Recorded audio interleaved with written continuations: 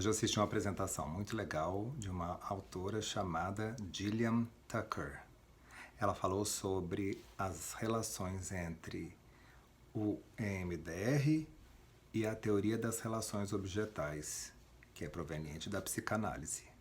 Ela abordou em especial o autor chamado de William Fairbairn, que foi um dos principais responsáveis pela estruturação da teoria das relações objetais.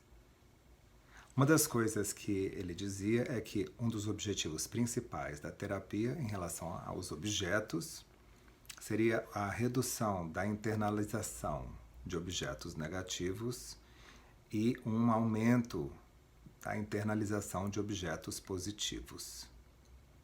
Uma criança, por exemplo, pode, em nome do que se chama uma defesa moral, trazer para si um conceito de ser uma má pessoa, como se fosse transformar-se num mau objeto. Mas esse tem um papel defensivo, essa atribuição, porque ajuda a proteger as figuras dos pais, dos cuidadores, mesmo quando eles forem inadequados, quando tiverem uma série de problemas. Porque se a criança se considera como negativa, isso de uma certa maneira joga uma luz mais positiva nesses pais. Eles me maltratam, mas não é porque eles são complicados e têm as suas dificuldades, mas sim porque eu sou uma má pessoa. No fundo, eles são boas pessoas. E ao fazer usar essa estratégia, ao organizar essa defesa, essas figuras de cuidadores continuam preservadas. Nós podemos observar isso com frequência na nossa prática clínica em relação ao que é chamado o platô clínico da responsabilidade do defeito, quando o paciente traz da sua infância um senso de uma responsabilidade indevida, assumindo a culpa por algo que deveria ter sido a responsabilidade de um cuidador e não dessa pessoa, do paciente.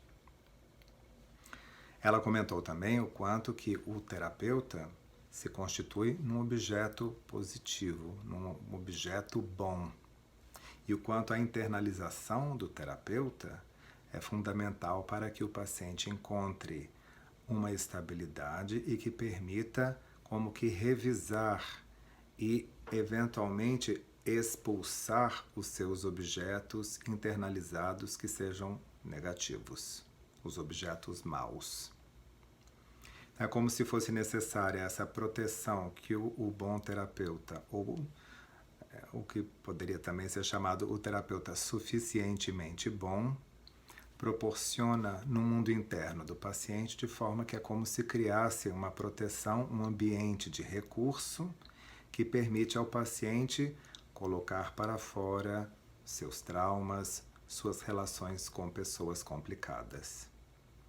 Isso tem uma importância, principalmente quando nós olhamos para essa dinâmica do papel do terapeuta como um pré-requisito para um trabalho psicoterapêutico mais profundo. Claro que essa organização dos objetos bons dentro do mundo interno do paciente pode ocorrer também por meio de outros recursos.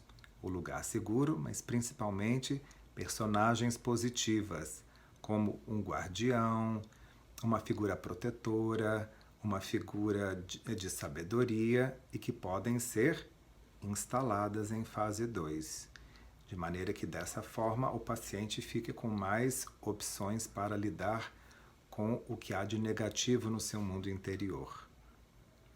Achei também muito interessante a observação que ela fez, que foi a seguinte, no que diz respeito aos entrelaçamentos cognitivos.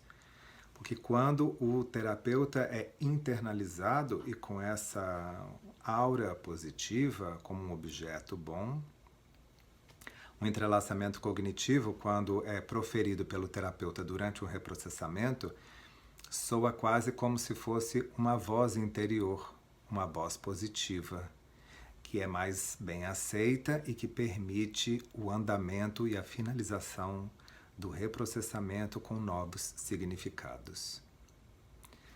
São assuntos bem complexos e ela própria, a Gillian Tucker, comenta sobre a importância de nós nos familiarizarmos mais com a teoria das relações objetais, mas o quanto que a própria Francine Shapiro faz essa alusão de uma vez que a informação negativa é acessada e reprocessada, ela vai sendo gradativamente como que posta para fora. E o paciente consegue estruturar o que é chamada de uma terapia de imunização mental.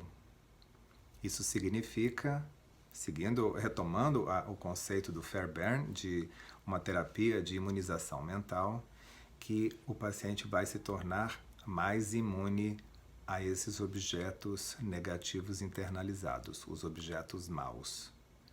Porque o seu mundo interno começa a ser habitado por conteúdos mais positivos. Interessante, né? Depois trago mais para vocês nosso boletim Demdria.